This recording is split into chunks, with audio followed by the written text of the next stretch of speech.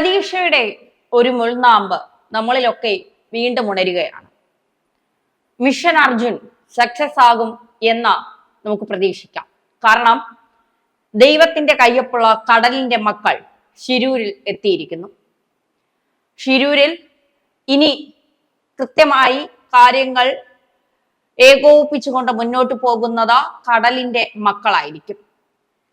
എന്തായാലും ഇവർ എത്തിക്കഴിഞ്ഞതോടുകൂടി 3 അംഗ സംഘമാണ് എത്തിയിരിക്കുന്നത്. അറബിക്കടലിന്റെ മുങ്ങാംകുഴിയിൽ വരെ പോയി അവിടെ അകപ്പെട്ടു പോയവരെയൊക്കെ ജീവനോടെ ആണെങ്കിലും അല്ലെങ്കിലും ഒക്കെ എത്തിച്ചവരാണ് ഈ സംഘം.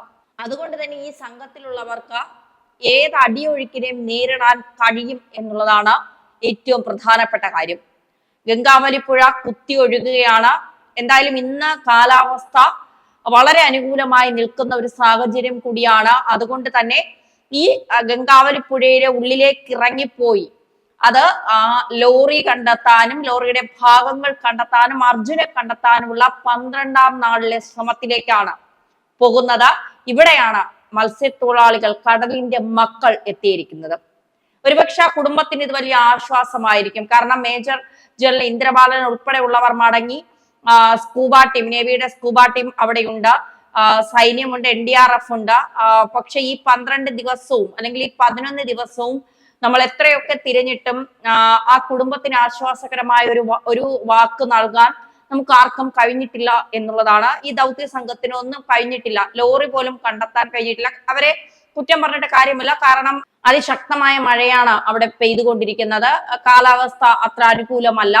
അതുകൊണ്ട് തന്നെ അവരുടെ ജീവൻ പണയം വെച്ചുകൊണ്ട് ഒന്നും ചെയ്യണ്ട എന്നുള്ള ഒരു നിലപാട് തന്നെയാണ് എല്ലാവർക്കും. അതുകൊണ്ട് തന്നെയാണ് അത്തരത്തിലേക്ക് എത്താൻ അവർക്ക് കഴിയാത്തത്. ഇന്ന് മത്സ്യത്തൊഴിലാളികളുടെ സംഘം എത്തുമ്പോൾ, ഈശ്വർ മാൽപ്പയുടെ സംഘം എത്തുമ്പോൾ അത് വലിയ പ്രതീക്ഷ തന്നെയാണ് നൽകുന്നത്. എന്തായാലും അർജുന് ജീവനോടെ കിട്ടുമോ എന്നുള്ള കാര്യത്തിൽ നമുക്ക് ഇപ്പോഴും സംശയം തന്നെയാണ്. ആ കുടുംബവും പ്രതീക്ഷ ഏകദേശം കൈവിട്ട ഒരു അവസ്ഥയിൽ കൂടെ തന്നെയാണ് കടന്നു പോകുന്നത്. എന്തായാലും മത്സ്യത്തൊഴിലാളികൾ, നമുക്കറിയാം 2018 പ്രളയത്തിലൊക്കെ മത്സ്യത്തൊഴിലാളികൾ വഹിച്ച പങ്ക് എത്രയാണ്, കടലിന്റെ മക്കൾ എത്രത്തോളമാണ് ഒരു സംരക്ഷകരായത് കേരളത്തിലെ ജനങ്ങൾക്ക് എന്നുള്ളതൊക്കെ നമ്മൾ കണ്ടതാണ്. അതുകൊണ്ട് തന്നെ അവരിൽ നമുക്ക് പൂർണ്ണ വിശ്വാസം അർപ്പിക്കാം.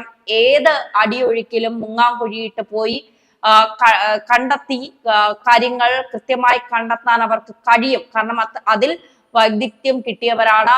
അതുകൊണ്ട് തന്നെ അവർക്കത് കഴിയും എന്നുള്ള ആത്മവിശ്വാസം തന്നെയാണ് നമുക്ക് ഓരോരുത്തർക്കും ഉള്ളത്. എന്തായാലും ഇന്നും നമുക്ക് പ്രതീക്ഷ കൈവിടാതെ തന്നെ മുന്നോട്ട് പോകാം.